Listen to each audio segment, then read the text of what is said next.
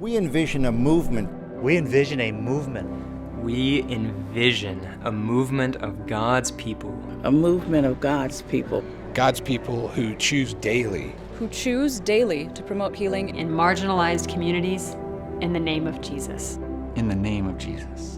In the name of Jesus. Wayne Detmer. Dr. Detmer. Yes, sir. I'm so glad that you agreed to do this.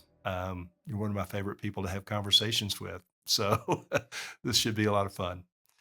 So we're here at Lawndale, and you guys actually this week are training on new electronic health records. And so this is probably a welcome break for you.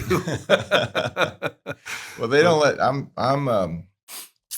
so there's two kinds of people. There's the talkers, and then there's the smart guys, and I'm in the former category. So it's all the smart people are stressed out. I have negative stress actually about this because we're blessed with such an amazing team that I figure if we can't make it work, then nobody can make it work. Yeah, y'all do have an amazing team here. So Lawndale, for people that are fairly new to CCHF or people who don't really know, Lawndale has been kind of a flagship clinic for CCHF. Y'all were not one of the first clinics. You came along after sort of the first wave of Christian clinics that started around the country, but Lawndale is, I always sort of tongue-in-cheek say that Lawndale is the CCHF lab. You guys come up with great ideas, you try things out, and then we all come here to see what you screwed up and what you got right and what we want to replicate someplace else and that kind of thing. But one of the things that you guys have done is you do have an amazing staff. We call it the Lawndale Brain Trust, but you've got amazing providers, and I know you've recruited most of those over the years, and you have very little turnover compared to most everywhere else, and certainly compared to kind of the secular healthcare world. So let me just start by asking, what makes Lawndale such a great and unique place? Why is this place special? There's a chance that this could turn into a Lawndale infomercial, so I'll try to. I think Christians sometimes have trouble sometimes sticking to the truth. Well, here's why the question's important, is because we're all learning from Lawndale, and we're all trying to find the best on Lawndale's best day. That's what we're trying to. Sure. Well, I just needed my disclaimer because I'm going to try and stick to the truth on this. But the thing I want to start with is I think that. And I mean this with every bit of sincerity that I can muster, that the degree to which we've been successful at all is by the grace of God and the willingness of people to sacrifice and to allow God to use them to fulfill the mission. I remember when I first learned about Lawndale, my wife, who also is a pediatrician here, and I were both interviewing. We weren't engaged at the time, but we were pretty serious, and we were interviewing for medical school. And she was studying theology and doing a gap year, and it was her final interview at the University of Chicago. And the interviewer said, I can see that you have faith commitments. I see that you're an outstanding student, and I see that you have a desire to care for people in the margins. And she was thinking that she's going to end up overseas. And he said to her, have you ever heard of Lawndale Christian Health Center? This is in 1991. So the health center started in 84. Yeah. In 91, he says, have you ever heard of Lawndale Christian Health Center? This is pre-internet, pre-Google Maps. Right. So we had to come, when I came to visit her from Connecticut, we decided to go have a look because this Dr. Kim Williams was his name, brought this up. And so we got a map. It was made out of paper, and we got a phone book to figure out where the address was, and just showed up. And I think back then there were probably 8 exam rooms for the entire health center. Wow. But to this day I can't exactly say what it was, but we could tell this place was different. We had no idea that there was a place that named Jesus in the mission statement. and that understood the work of medicine as a calling and as a working out of Christian faith to serve God's people, and to see people like Dr. Louis Winterheimer and Jan Rosbach and Art Jones and some of the amazing people that were in the very foundational kind of beginning of CCHF, and to meet them and to see that they were some of the priorities that they had.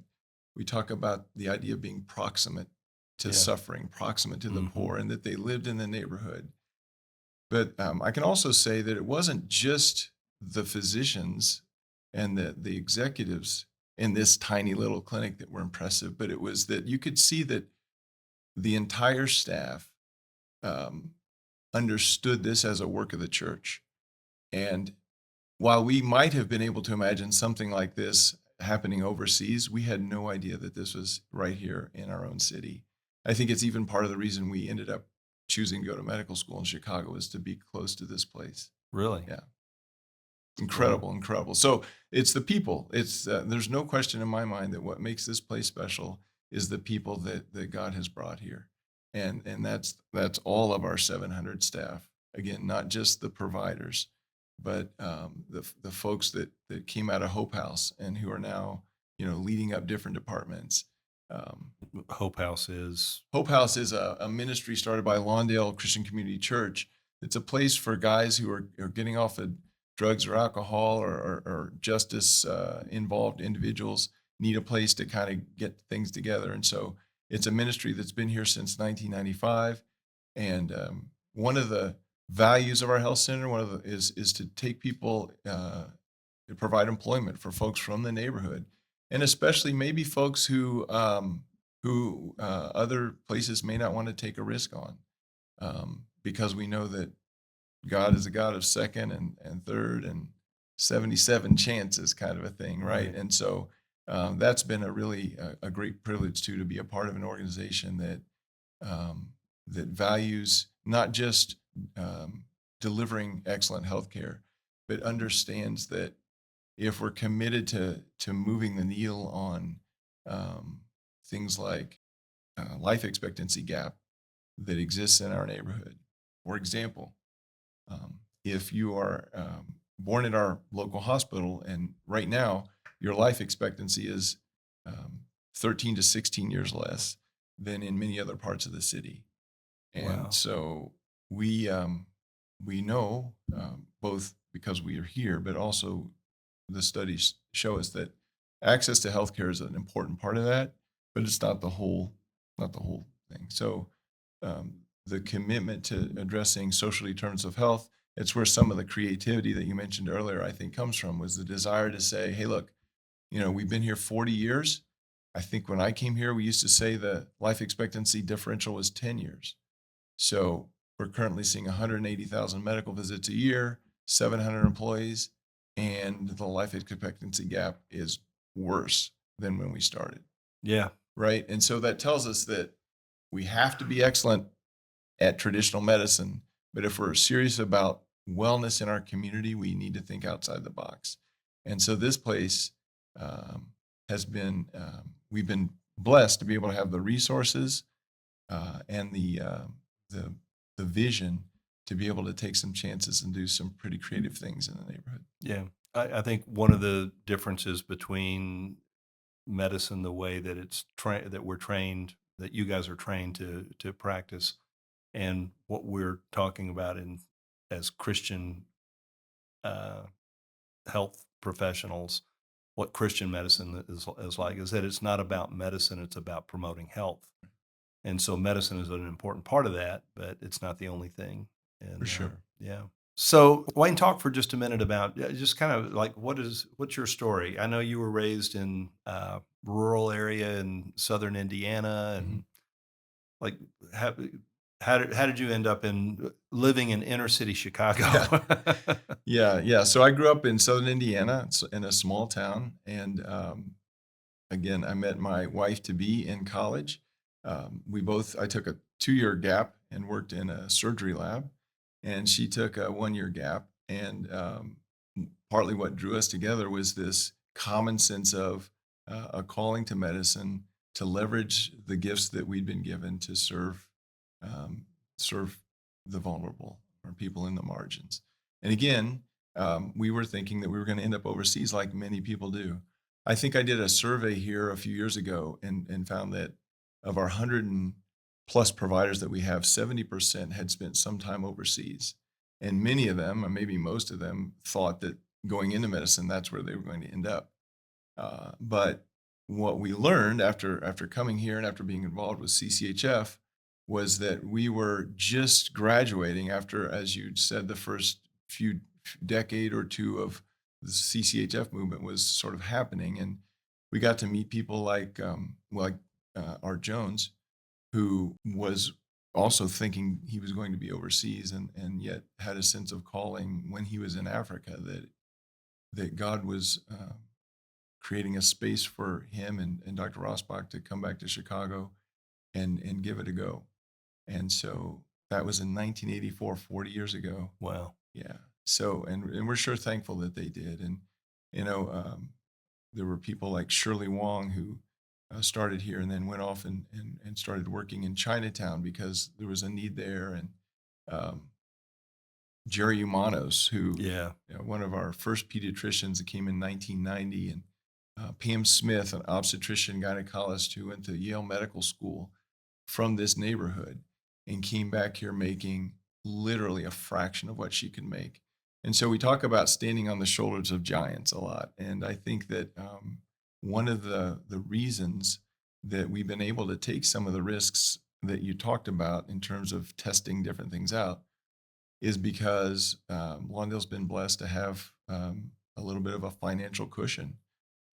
And I remember I started here in 1999, and I remember Bruce Miller, our CEO at the time, told me that of the couple thousand community health centers in the country, we were in the top few percentages of the most financially viable. Right. All the way back then. Yeah. Mm-hmm. And so then I remember standing on Ogden Avenue, crossing the street, and I was curious to ask Dr. Jones, the founding physician, why he thought that was. This was 15 years into the organization.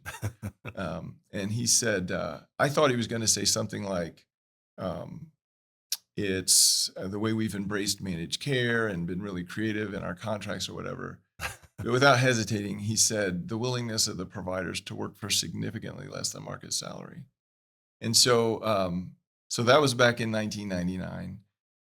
Fast forward to today, we're a lot closer to market than we used to be, but it's the sacrifice of those people I mentioned, Pam Smith, Bob Cutillo, Jerry Umanos, and many others, Sandy Hoagland, who's still here today, and Jim, that allowed us to create a little bit of a financial buffer that other places don't have. And so we now feel like, in the old book, it says, to whom much is given, much is required. So we recognize that this is a gift that I had nothing to do with, but it's there because of the sacrifices of folks who've gone before us. And so we feel like it's our privilege and our responsibility to leverage those resources for the kingdom. The turnover here is like you do have people. What's the lady's name that was the first doc here that just retired recently? Jen Rosbach. Jen Rosbach. Yeah, I always get her last name a little bit off, but yeah, she was here. How long was she here? Yeah, she was here for. Well, I think actually Dr. Hoagland, who's here now, has been here over 30 years. So I think she may have actually beaten Dr. Rosbach, but something like that, around 30 years. And so, the secret. So Ben Price, who's the head of our residency program, asked me a few years ago, as he was thinking about how do we recruit residents, and he said, "Hey, what's your recruiting strategy?" and he told the story. Get into that too. He told the story recently, and I sort of forgot what I told him. But then he said, I leaned over and said, "We don't have a recruiting strategy." He said, we just rely on God to bring the right people, and there's some truth to that actually. I have taken out ads actually in various Christian publications, and including CCHF. And I'm pretty sure that the number of people that applied as a result of reading that ad is exactly zero. But I think the way people find out about it is because through word of mouth. And Yeah. one of the things that I'm very aware of is that these places are unique enough that sometimes just spending a half a day can be life changing. We have an amazing new physician starting in August. She's just finishing her residency now, and literally this woman could go anywhere in the country she wants. She has all the right training, all the right places, and she's brilliant. And I asked her when she was interviewing a few months ago, well, how did you hear about Lawndale? And she said, well, John Yoon brought us up from the Christian group up from the University of Chicago. And John's been doing that for years. And I said, Yeah. that little tour that I give? And she said, yeah, you kind of took us around for about an hour and a half, and then we got some food afterwards. And I said, that's the only exposure you've had. You didn't rotate here as a student or as a resident. You didn't do the summer medical project. She said, no. She said, but I knew after spending a couple hours here that this is where I wanted to be. And that was in medical school. She's, no contact with her since then. And that's not unusual. And so what CCHF does well, and I think what we've learned is that sometimes just making space for people to come and see. And it's one of the things that sometimes happens is you find out that this isn't what God's calling you to. And that's okay as well. Yeah. But just making spaces for people to come and see I think is really important. And I think that is if there's any secret to our recruiting, it's that. We have our protocols and how many students we can take or how many visitors, but at the end of the day, if people get through to me and they just want to come for whatever reason because they're interested in seeing what this could look like, they're going to get in. Yeah. I think you were offered a basketball scholarship coming out of high school. Not exactly, Or but, something. but it was my plan. I was going to be the first sort of college graduate in my family, and we were my parents just busted their tail for me and for my sister, and so but we didn't have a bunch of money, an endowment to go to college. So my strategy was to see what school would offer me a basketball scholarship. And so, that was my original plan. Yeah. And you were thinking of Navy at the time, was that right? Naval Academy was one of the places for sure. Yeah. Yeah. And they had another big guy that they were. Robinson. Yeah. I could have kept the bench warm for him. So you ended up, where'd you end up? Yeah. So I ended up going to Yale, and that was not on the radar at all. But what ended up happening was that I was able to go to the state track championships my junior year. And so along with some basketball letters, I also got some letters about track and field. And then eventually realized that, or sort of started thinking about the possibility of doing athletics and getting an education. And so through just a series of events, I think it was a God thing. Turns out the assistant track coach, who was the main recruiter for Yale, was an Indiana guy. Oh. And so probably a third of the track team at that time were Indiana guys. And so that's they needed a hurdler and a long jumper, and so that's how you. The went to rest is school. history. Yeah, that's great. So athletics have kind of you've handed that down to one of your children. Yeah, for sure. All of them. I think one of the things that I thought living here in the neighborhood is I thought that the emphasis on sports in America was so great that I wouldn't have to talk about it much. But it's actually one of the trade-offs of living here is, my kids, unlike me, didn't ride their bike to school as a kindergartner. And so we didn't do, sadly, a lot of the things that I grew up doing, just playing baseball and football and basketball and things. My oldest ended up running and then walking on to the crew team in college and rowing for 4 years. And I think partly inspired by him, the younger guy who also has cerebral palsy was introduced to parasports through Dr. Umanos. Oh, really? Oh, yeah. So I it don't was, think I knew I'll never that. forget, it was 2012, and Simon had a stroke at birth, and so he has hemiplegia, cerebral palsy. And I remember Jerry came out of the exam room and said, "Dude, Simon's ripped." I said, "Yeah." I said, "I know, man." I said, "That's incredible, right? Like, could you imagine? Like, he's built like a deer, and he's like, and sort of saying, but, he's got CP." And he said, "Well, dude, have you ever heard of the Paralympics?" And I said, "No." And this was 2012, right during London Olympics, Paralympics. And Yeah. he said, "Dude, in London, the Paralympics sold just about as many tickets as the Olympics." And so I got goosebumps telling you the story.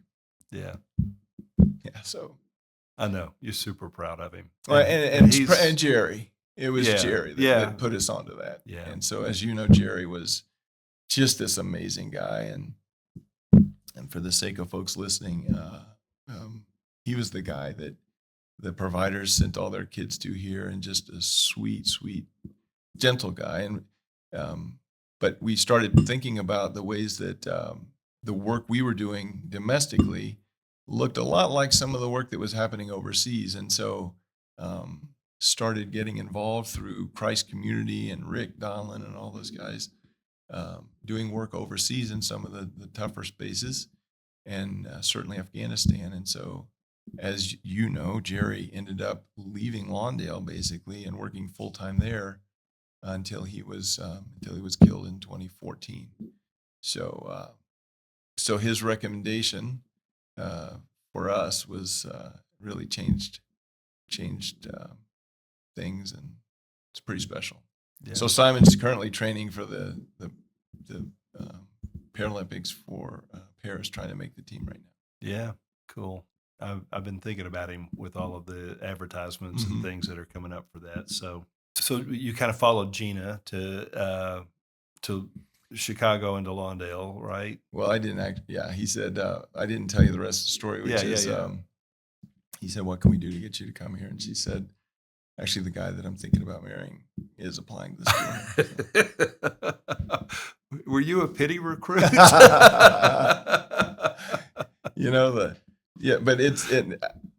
yeah. I think that us coming here was a God thing, and to University of Chicago, Definitely. because it allowed us to stay in contact with Dr. Winterheimer and others.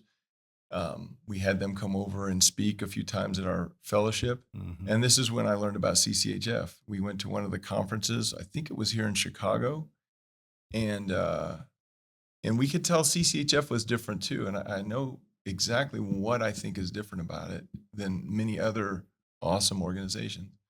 One thing that I think is different about it is that it's not just provider focused. Yeah. CCHF is for everybody. I think there have been times when we sent 90 of our staff to a conference, and sometimes it's our CEO there alongside of our newest environment of care employee. Yeah. Because what we know when Jesus, or when in the Bible it talks about the body of Christ being made up of many parts, not just one.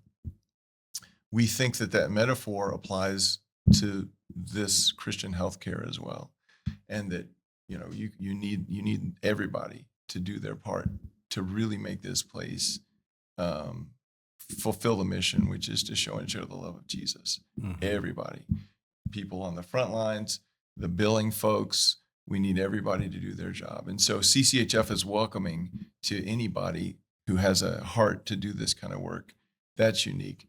The other thing that I really appreciate about CCHF, and that we could appreciate even early on back in this would be the 90s, was CCHF's welcoming of folks from different flavors of Christianity: Orthodox, Protestant, Catholic, Charismatic, Pentecostal, high church people, like the whole thing, really sticking to what Lewis called mere Christianity, kind of a mentality.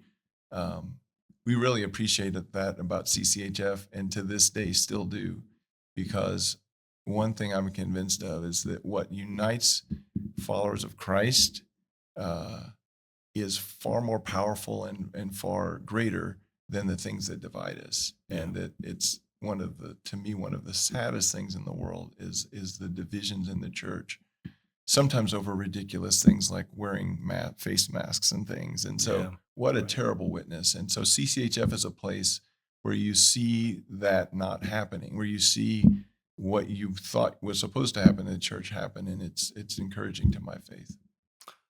I agree. I got to tell you that my world has expanded so much being a part of CCHF, and the thing that I think the thing that I'm the most proud of our organization is the sense of unity that we have, without making unity the issue. Like the issue is Christ. Jesus is at the middle. Christ is at the center. If Christ is at the center, if Christ is your aspiration, if Christ is your motivation, then hey, come shoulder to shoulder with me. Well, let's go together. And it's, I've grown a lot that way. But I would even say that working here sustains my faith.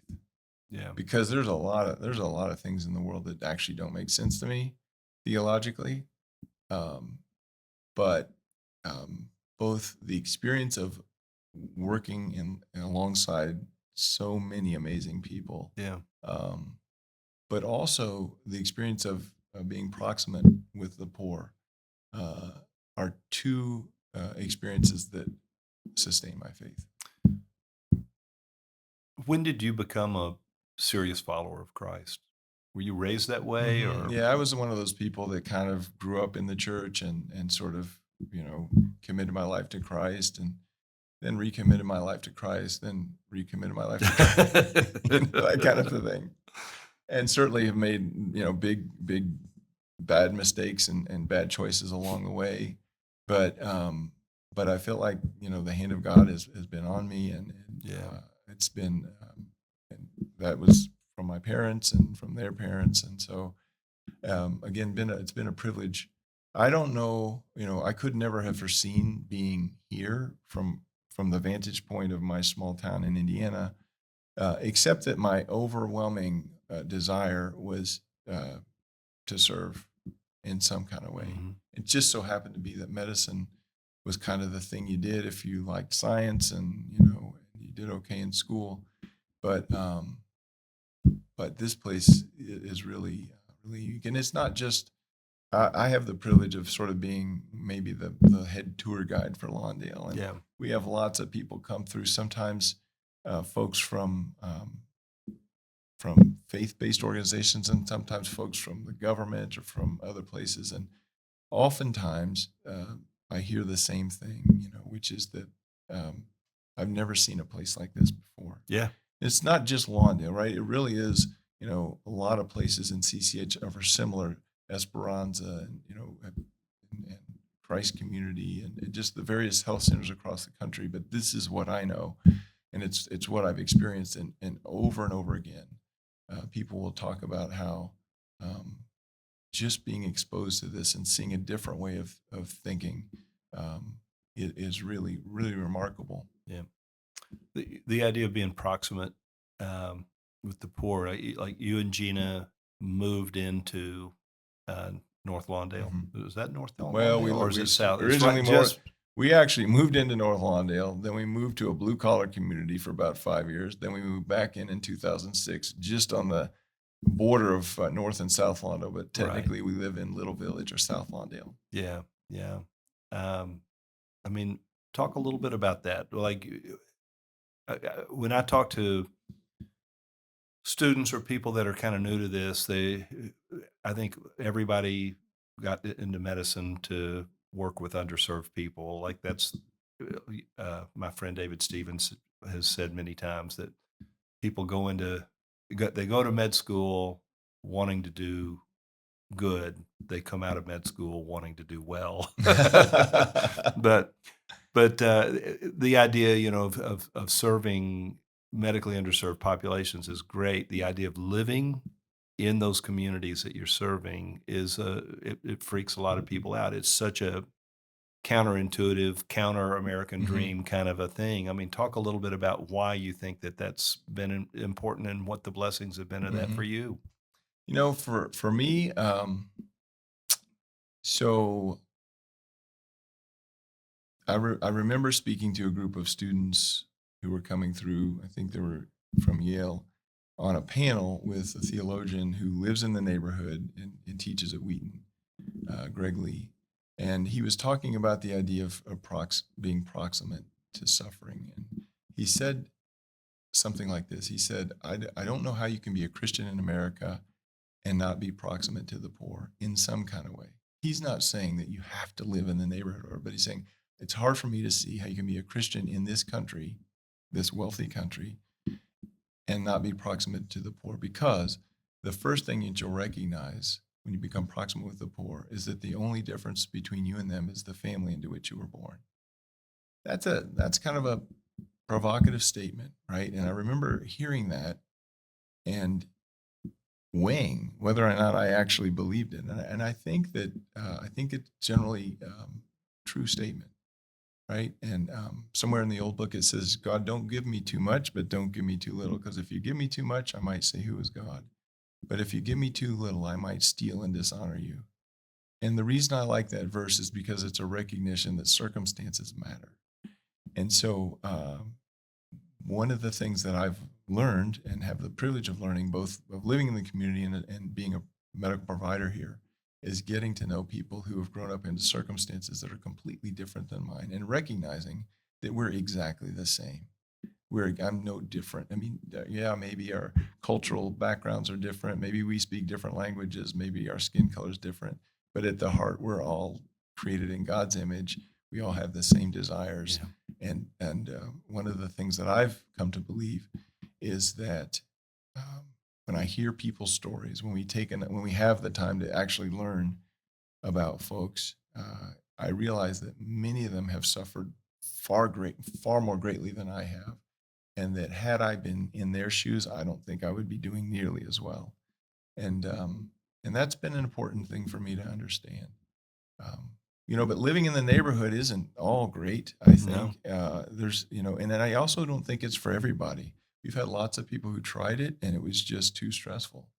So I think just like deciding where you're supposed to work or what vocation you think God is leading you in, I think we need to be that intentional about where we live, and recognize that, and at least be open to the possibility of living there. But I also want to say that I don't think it's for everybody, and I also think there are different seasons that it could be that could work better for folks than for others,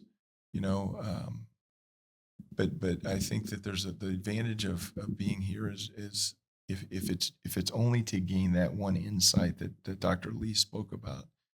That we're all God's children. We're all created equally, and that these circumstances make a big difference. I think that's a very powerful lesson, and it's one that you learn when you're proximate to folks. Yeah. So you raised your kids in Lawndale, Mm-hmm. Which is a neighborhood that would be considered a troubled neighborhood, high dropout rates, high crime rates, things I can remember a few years ago, some real serious trouble that happened here. I mean, how do you feel your kids fared? Yeah. Well, the jury's still out. They're all, we come back in 10 years. God, somewhere in the Bible, I think there's this idea that God doesn't give us more than we can handle. And he knew that Gina and I couldn't handle very much. So he gave us 4 amazing kids. Yeah, you do have amazing kids. And, probably unlike maybe a lot of people, we actually don't talk about living in the neighborhood very much in our family, as if it's a thing. And so what the experience for them has been is this is where I normal, live. right? Yeah. This is normal. And so I think that the one advantage for them is that they are aware of that folks suffer, like they really suffer in our country as a result of injustices, that some are current things that are happening and some are systemic injustices that have been decades and decades in the making, and sort of, so that's an advantage for them, that they get that. I think a disadvantage is that it can bias you against the suburbs, Yeah. now I struggle with I think it's the 10th commandment there where, I'm driving through Oak Park or a nice area and I say, ooh, that's a nice house. And, I'm not one of those guys that every day celebrates living where I live. I get frustrated sometimes and I do think about sort of, hey, wouldn't it be nice to live in another place? Yeah. And I think that we have to be real about, relocation, being proximate, living in the neighborhood is a thing, but it's not the gospel. And I think that some of the leaders even have suggested that within the movement, we maybe have overemphasized that some. Let me tell you a real brief story. I remember when, after Simon was born, we were praying for some kind of a change in our situation so that at least we had a place to park at night where we didn't have to ride around the block and things because it was just pretty hard to have two young kids and be working here. And, one of the guys needed some therapy and things. And so a place opened up it's why we moved out for 5 years or so to the suburbs or to a blue collar neighborhood. And I felt terribly guilty because I had sort of, drunk the Kool-Aid, as they say, and felt horrible. And it was a wonderful friend who was African American from North Lawndale, and she said, "I heard you're moving out." And I said, "Oh, I'm so, I feel so bad." And she said, "Why?" And I said, "Well, relocation is so important." And she said, "Boy, please." She said, "Relocation." She said, "We have some providers that live in the neighborhood that are less connected to the neighborhood than others that live 30 miles Right. away."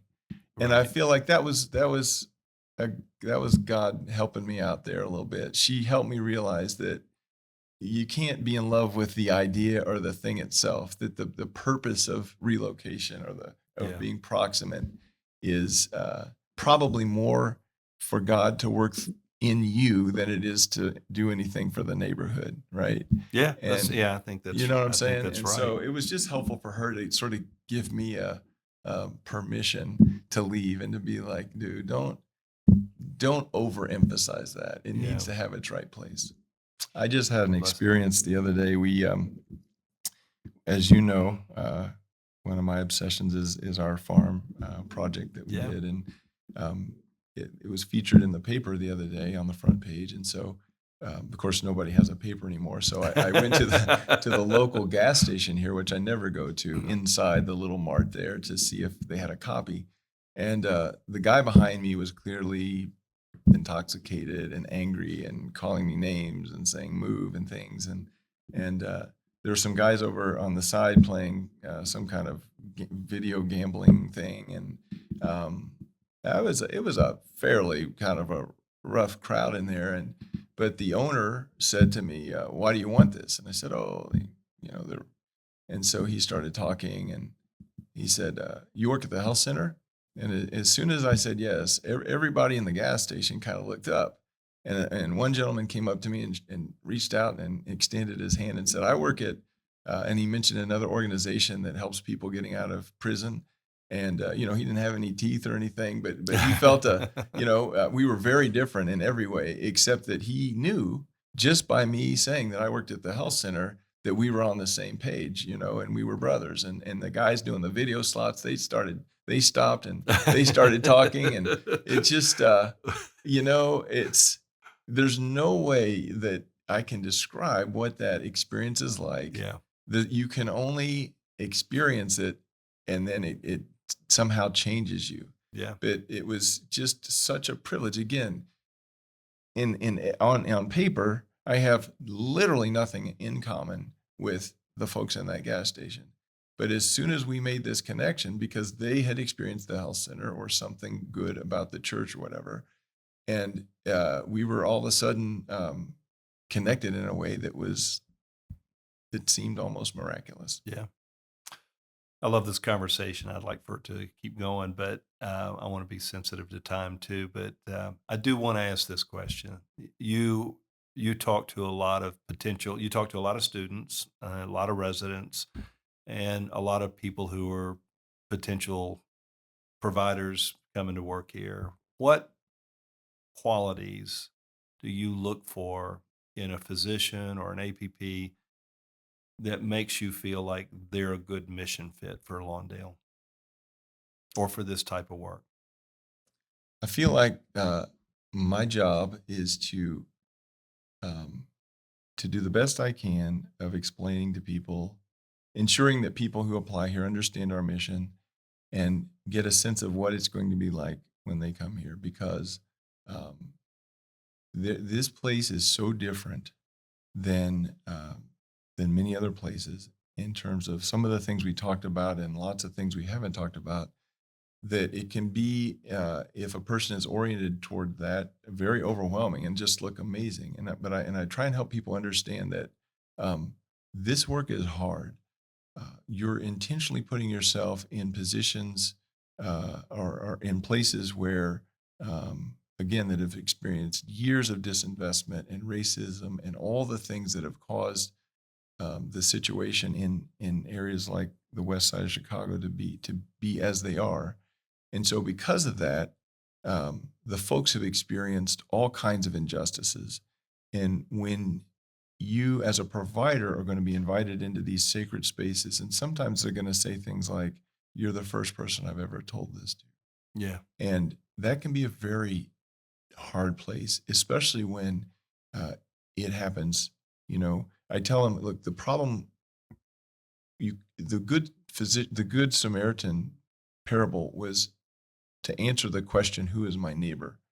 It's not a blueprint for how you're supposed to carry on as a provider at Lawndale, because the way the story would work if it was Lawndale is after the guy goes up and says, "Hey, take care of this guy, give me, I'll cover the charges." Then the story wouldn't stop there. He would go back down the road, and 10 more feet, there'd be 2 people broken and naked. Yeah. And so you'd take them back up the hill and say, "Cover these guys too," and you go back down and there'd be 2 more people. And so it's really hard for especially young providers to know when they have verses like, if someone asks you to walk a mile, go 2. If someone strikes you on the cheek, turn to him the other also, that type of thing. The good physician parable isn't meant to show us how to do this kind of work. I think that what's required is discernment, recognizing, and we have to rely on the Holy Spirit for this, in real time. What am I supposed to do, and what is God asking me in this interaction with this patient, and what is God not asking me to do? Right? Because sometimes people, we tend to default to service. I think it was in My Utmost for His Highest, in one of the July ones, Oswald Chambers said, in Christian work, the initiative is often that we see a job or we see a need and say, "I must fill it." Yeah. But Chambers says that's never the attitude of the spiritual saint. Their attitude is to secure the realization of Jesus Christ in every set of circumstances we're in. And I feel like that's what we have to do. So I'm looking for people who can, who have a sense of calling, that they would like to leverage the gifts that God's given them through the practice of medicine to meet the needs of people on the fringes, the most vulnerable, but recognize that medicine is a tool, and that whatever we give it has its limits, and that we've got to rely on the body of Christ, we've got to rely on the Holy Spirit, and we've got to trust that God can do this work. He doesn't need us. I think Pascal said that the reason our prayers have an effect is God wants to give us the dignity of causality, right? He doesn't need us, but he'll let us take a shot if we want to. And so I love that. So I'm looking for people who have a sense of calling to this mission, but who also have an understanding that medicine isn't the singular answer to all the problems in the world. And I think that when people who feel a sense of calling to the work of CCHF end up going there,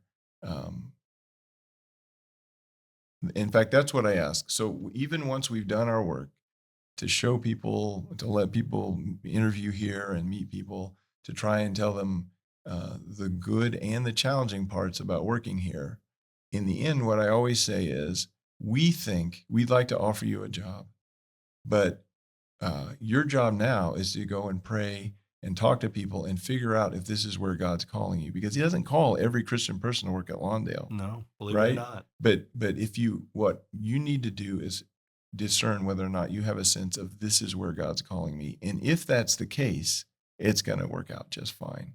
If you just like all the stuff we're doing, but you don't have a sense that this is where God's calling you, then don't come here, because it likely won't work out. So anyway, that's a long answer to your question, but I think that it's really what makes this place unique is a sense of calling to the mission. And I think that, there's no litmus test for working at Lawndale, but I tell people it's a little bit like working at a medical center and a little bit like working at a church, right? When you come to our quarterly meetings, we'll start off with a worship service, and there's a lot of prayer. And sometimes people really appreciate the work we're doing, but clearly that's not where they're called to be at that time, and that's okay too. So yeah, I think the key is getting a sense of am I called to this? And I think part of the way that we get there as an organization is we bend over backwards to create opportunities for people to come and see, is this where the Lord's calling me? Yeah. Well, I think one of the Lawndale's greatest strength is not its willingness to take risks, and it's not which is a great strength of Lawndale, and it's not the genius of the people that work here, though that is a rich asset. I think it's the culture of the organization that reflects what you just shared. And I think I wish that I could get all of the Christian clinic directors in the country to understand that the most important thing that they can do is to set the culture of the organization, because that will attract the right people. And when you make compromises around that, it goes quickly. And Lawndale's done a great job of that, and we've learned a lot over the years. I appreciate the job you've done. I appreciate your friendship. You've been a mentor to me and a good friend from most of the time. And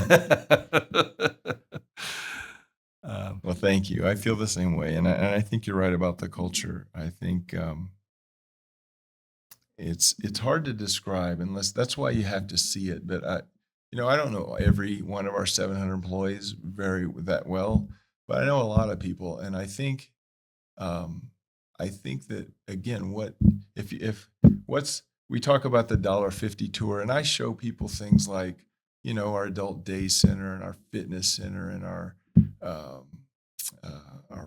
farm on Ogden, that type of thing. yeah, But what I actually think is special, like when the $1.50 tour really does what it's supposed to do, it's not the actual places that we see that really blows people away. It's as that when I walk into the SUD clinic, or when I walk into the cafe, and when people see the interactions, the genuine love, frankly, that people give to me, and that I can sometimes give back, to me, I think that's what's most unique about this place. Yeah. Because that love cuts through all of the stuff that's dividing our country and it's dividing our church. And it's just pretty special to experience it, and it's even special just to observe it. Yeah. So, well, thanks for the time today. Thank you. Anything you wanted to? Is there something you wish I'd asked, or something you want to talk about that I haven't? Oh, You got anything? no, I think, I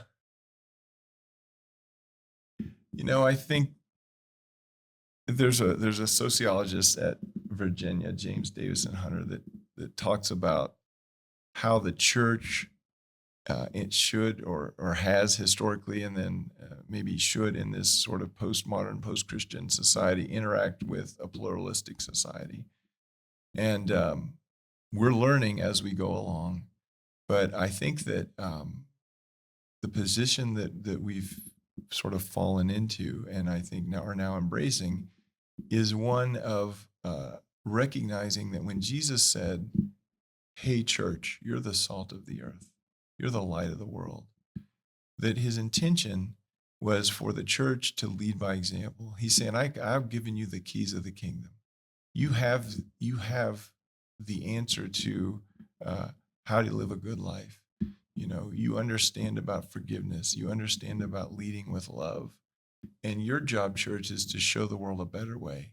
There are lots of ways we can try and interact with the world.